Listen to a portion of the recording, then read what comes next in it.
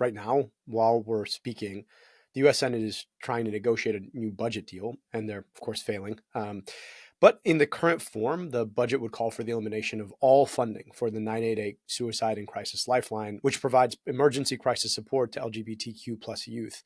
Can you share what the impact of that lifeline has been and what its loss might mean? Since its inception, the 988 crisis hotline for LGBTQ plus youth have served upwards of 1.3 million LGBTQ plus young people with free, specific care to their community within minutes. And the impact of that, of the defunding of this service, means that those 231,000 or so, those are the interactions that Trevor handled, but there were 500,000 interactions in total in 2024. Think about those youth in terms of numbers.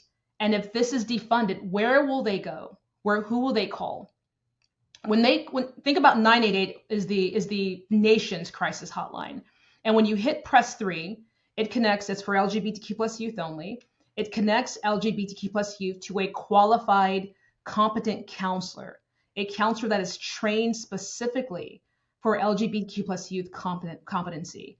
That is, they understand family rejection, they understand bullying, they understand the challenges, just much like our veterans, right? We have a specialized line for our veterans, which is also a special number under the 988 infrastructure.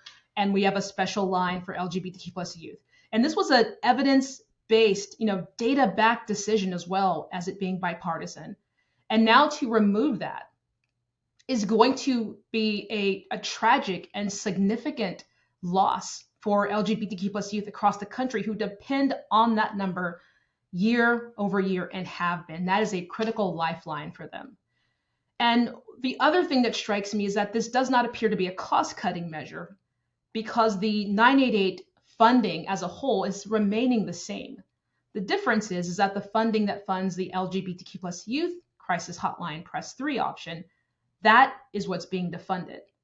It's, as I said, it's devastating, not only to us at the Trevor Project, but to the thousands and thousands of youth across the country who depend on that critical hotline day after day, year after year.